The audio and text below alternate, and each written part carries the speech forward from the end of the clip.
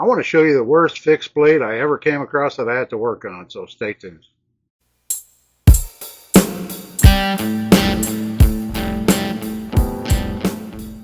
So thanks everybody for joining me for another video. About 4 months ago, I was in a thrift store or a flea market, indoor flea market, and I picked up a fixed blade knife, and it was in really bad shape, but I got it for $3, and I thought, well, if nothing else, I can use it for parts. And here's a picture of it, what it looked like when I first got it.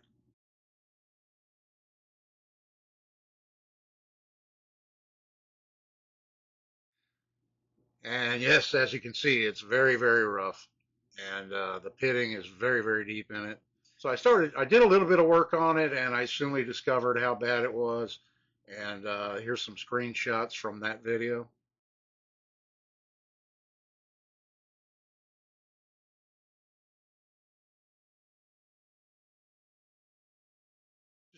So yeah, I just took that knife and I threw it in a drawer and forgot about it. And I pulled it out the other day, and I looked at it a little bit closer, and I noticed there was quite a bit of meat still left in the spine. And so I thought, well, I'll just try and get some of these pits out and see what I have left. It's not going to hurt it, to try and fix it up a little bit. And so yeah, I just got it done, and I thought I'd show it to you. Okay, and here she is. This is what I came up with. Now, this sheath did not come with the knife.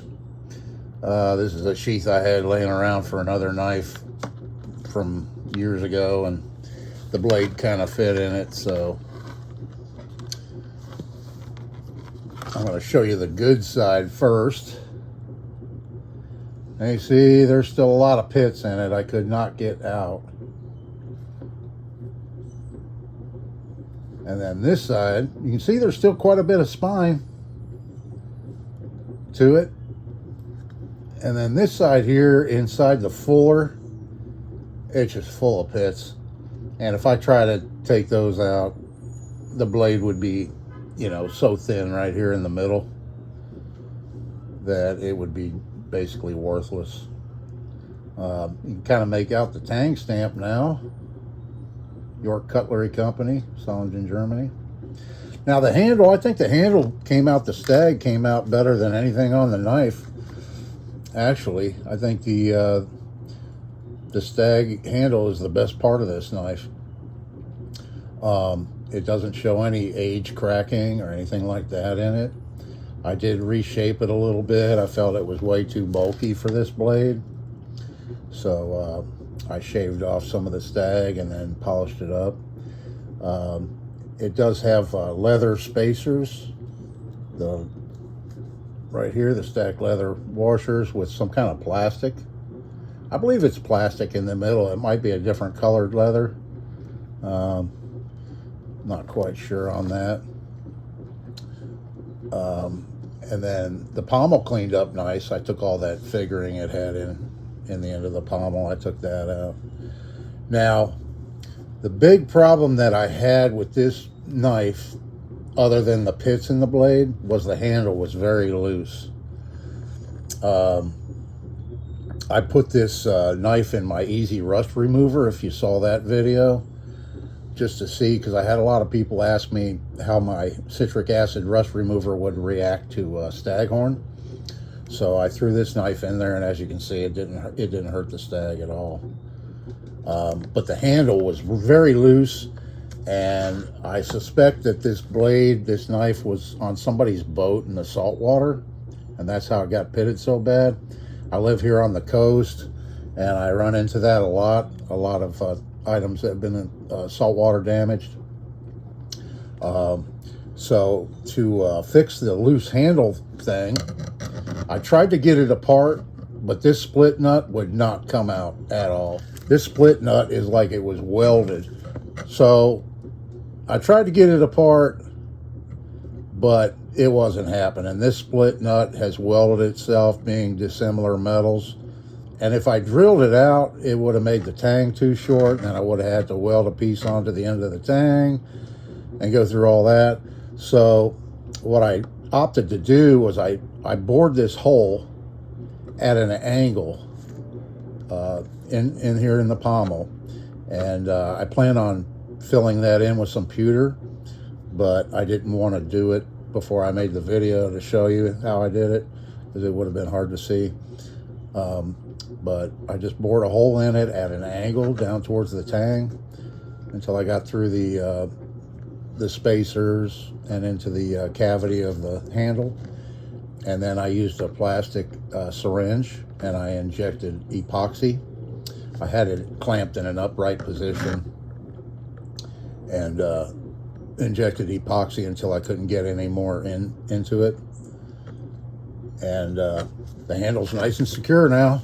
There's no movement in it whatsoever.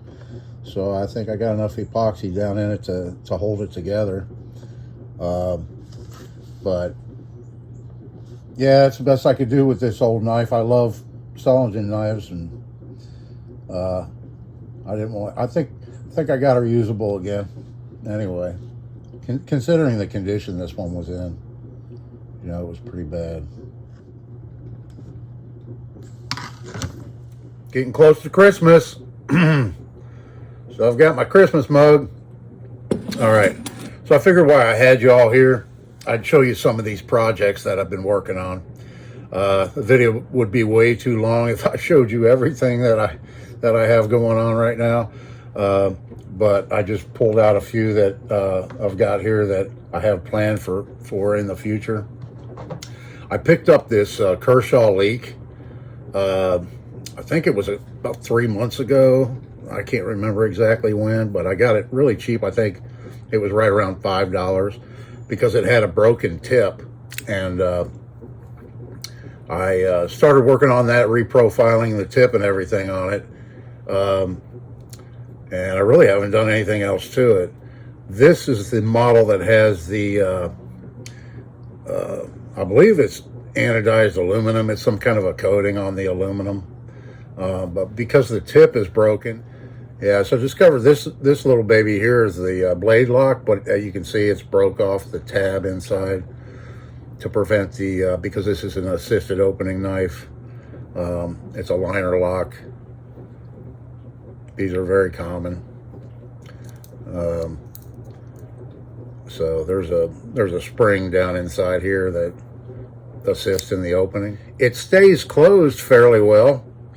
So I'm not really sure how important that blade lock would be. You can see it, how much shorter the blade is. I contemplated cutting this portion of the handle off, but then I was worried that, it might be a little bit too short. I don't know. If you have any ideas, let me know. If you have any suggestions what I should do, how far I should take this little Kershaw leek designed by Ken Onion. It has a date on it, December of '07, right here. I guess that's the when it was made. I don't know. I didn't know they put those on there. But anyway, that's one project knife. And then kind of a bigger project I have is this guy right here. This is a Camillus paratrooper knife, and this model here was made between 1946 and 1950, and it does work, but you can tell the handle scales have shrunk badly, and they're kind of starting to disintegrate right here. And this was handed down to me. It's been in my family. And although it does operate, I did get it to where it works pretty well. Because it's still tricky to close and lock because, like you can see now, it's not in the lock position because of the shrunk plastic and everything. It hinders this button from operating smoothly. But this model has the parachute. It's the paratrooper. It's the line cutter. So if you jumped out of a plane in the military and you got caught up in a tree, you could pull this out and cut your cords, your parachute cords with it. Was the design, but it's pretty dirty. I need to clean it up, and I ordered some orange G10 for handles to replace the handle scales. That's the closest I could get to match. I hunted around and tried to find, something more similar to this with a pattern in it, and I couldn't find anything. So I thought I'd just make some with this G10 and see how they turn out. I was going to put the jigging back in it on the new scales, but I think I'm just going to leave it smooth and polish them. And that'll be a bit of a project because these automatic knives take a little bit more time to fix up, simply because this side scale, needs to be mortised out, and you have to get all those components in the right place. Here's another old automatic knife that I bought years ago when I lived in Italy, when I was in the Navy. And this knife had plastic scales on it, and they were looking kind of rough, and I didn't really care for them anyway. So I took them off. I did this years ago, and I never finished it. I put ebony on it, and I made these aluminum bolsters. And it's got the slide lock, typical. This isn't a high dollar knife or anything by any means, but it has really good action, and it works really well. And I like I think I did reshape the blade a little bit, but it needs to be cleaned up, and I need to round it off and smooth it a little bit better and give it a good cleaning, and go ahead and finish this, because it's been sitting around for a long time and I just never finished it. And so I want to work on that one here in the future. And then I've got a really old Bowie knife here that I made, big old heavy. I made this years ago. This might have been one of my very first Bowie knives I made, with a hollow grind, and I didn't take care of it, never made a sheath for it. I put zebra wood handles on it, but it rusted and pitted a number of times over the years, and I thought I'd just go ahead and clean this thing up. And it weighs well over a pound. It's a heavy full tang. It's a full 1/4 inch thick 5160 I made this out of. And so I thought I'd finish this guy up and make a sheath for it and get it cleaned up. So you should see this one in a future video.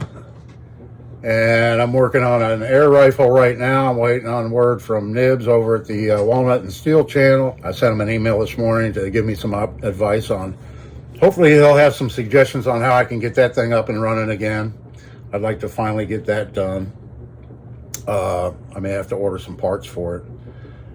And then I have plans to make a folding silky saw, kind of like a silky saw, but homemade version of a folding, larger saw, not like the real big one, but maybe like a 12-inch folding saw I'm going to make. And then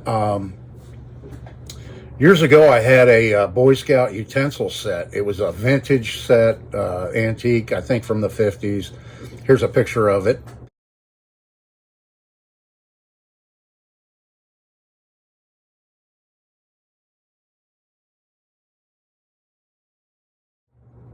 And yeah, so I no longer have that anymore, and I regret selling it. Made by Schrade, and a really cool little folding utensil set. So I'm going to make one. I'm going to make a folding knife and fork, and then have a little spoon, and then probably make a little leather pouch, to store it all in. And I'll include that in an upcoming video. Yeah, so stick around with me, folks. I don't work as fast as I used to. I'll eventually get these projects up and done and ready, and show them to you in a future video. So I've got a lot of irons in the fire right now. A lot of videos coming up, so come on back. It's Dave. See you in the next one.